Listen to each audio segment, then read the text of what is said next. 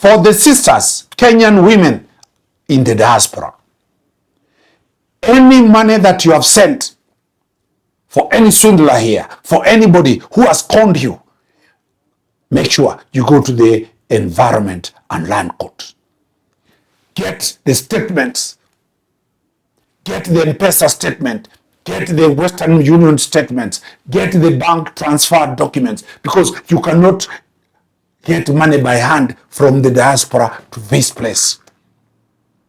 We will get you your land.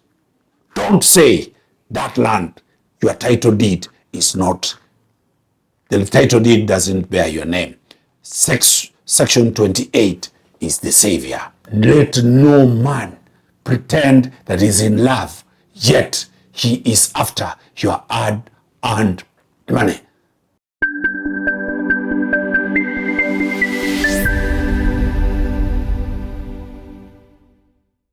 Welcome to the trending version of Court Helicopter.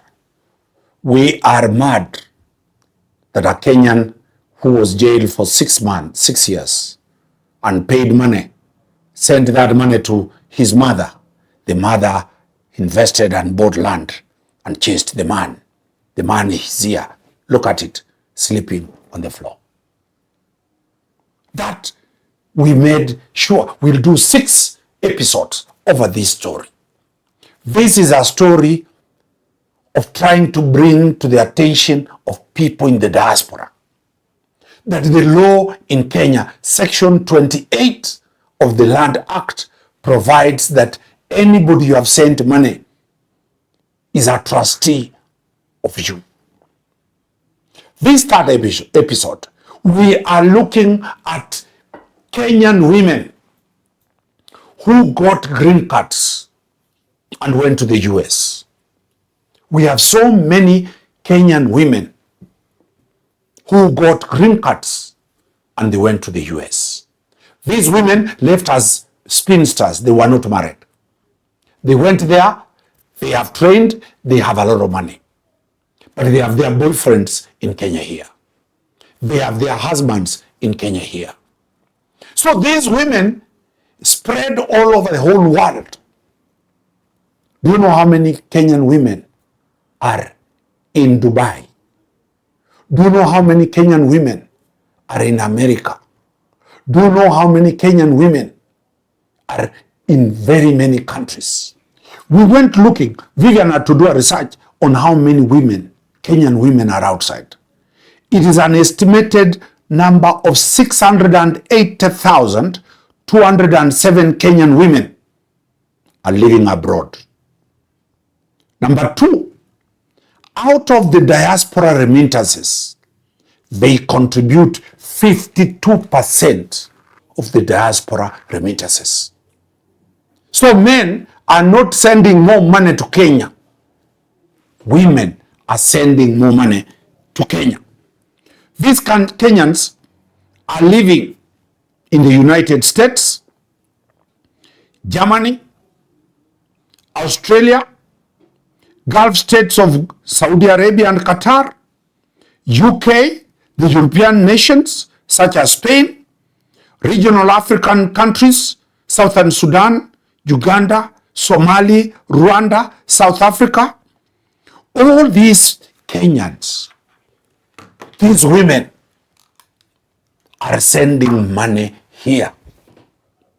Other than sending money to their mothers, they are sending money to their boyfriends, to their lovers, to their school friends, to their fiancés. Do you know? Many of these women have been swindled. In Kenya, the term is called the woman eater. These are the new crop of men who seduce women for the purpose not of being intimate and being friends, but because of the money that they have. These are people who are parasites. They are there kufyonza damu, kunyonya fedha na kunyonya pesa za kina mama. Once women love, their purse opens. Once women trust, they believe they are sending money for men to build homes. They are sending money to their men here to buy land and build a matrimonial home. When this woman comes back, she finds nothing. These women also expand to other foreign women. Do you know we have so many tourist women coming to this country? These women come and love our men here. They marry them. They invest in them. These men are not in the business of loving these women. They're in the business of swindling them. So we deal with the Kenyan women who are being swindled by men in love in Kenya, and they are in diaspora. We are also dealing with foreign women who are coming as tourists and they are being swindled heavily. This is the case. Vivian had to go to look for it in Malindi. This is the case in the High Court of Kenya at Malindi, the Environment and Land Civil Case number 21 of 2011. LN, that is the plaintiff, the woman, and SMM, the defendant, the boy. The brief facts of this matter is that this Muzungu woman came as a tourist in December 1998. During the holiday, she visited Malindi with her family and met the defendant. An intimate relationship developed between the two of them, and in January 2003, they started staying together at Giriama residence. The plaintiff then actively started to plan to be a resident in Kenya. In July 2003, she opened a joint bank account with the man, the defendant, to enable the defendant to access the funds in the bank account at Barclays Bank Limited in Malindi. In the year 2003, she sent 11,000 sterling pounds, then later 18,000 sterling pounds, later 20,000 sterling pounds to this account. She provided how her money was sent. You can see the chart. Vivian has sent the chart. Money from the bank, money from Western Union was sent here. The agreement was that the man was to buy property and register the name of the wife. In paragraph 14, this lady produced serious transfer documents in support. From paragraph 13, 14, 15, she produced serious evidence. When the man was asked to prove, he said the lady sent this money to him as a gift. There was nothing that the land was supposed to be registered in the woman's name. So this woman suffered a lot. The money was not enough. She had to retire to get gratuity, to add money for this Kenyan to build. Still, the money was not enough. She took money from a Shylock to finish the apartments. When she came back, exhausted from all her life, all her savings, she had a loan still remaining in UK to pay. She was told the land is registered under the man. She went to court. What does The court say in paragraph 72,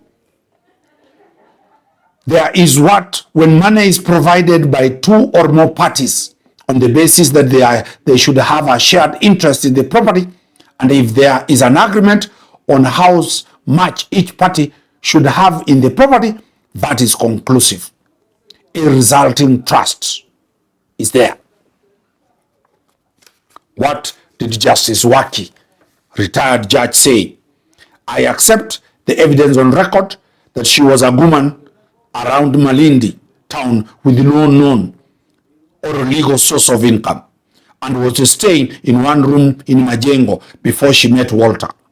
She never even told her mother what she did for a living, although the mother assisted her in looking after her children. I find no sufficient or any evidence from Emily to displace the finding which I now make that Walter was the sole financier of the purchase of the undeveloped plot. So this was another case where a woman who had no job was trying to say that Walter, this was her property. Justice retired Waki said that the property belonged to Walter. What did the judge give in these final matters of the Mzungu lady? In the circumstances, and for reasons I have given above, I allow the plaintiff's claim in the following terms.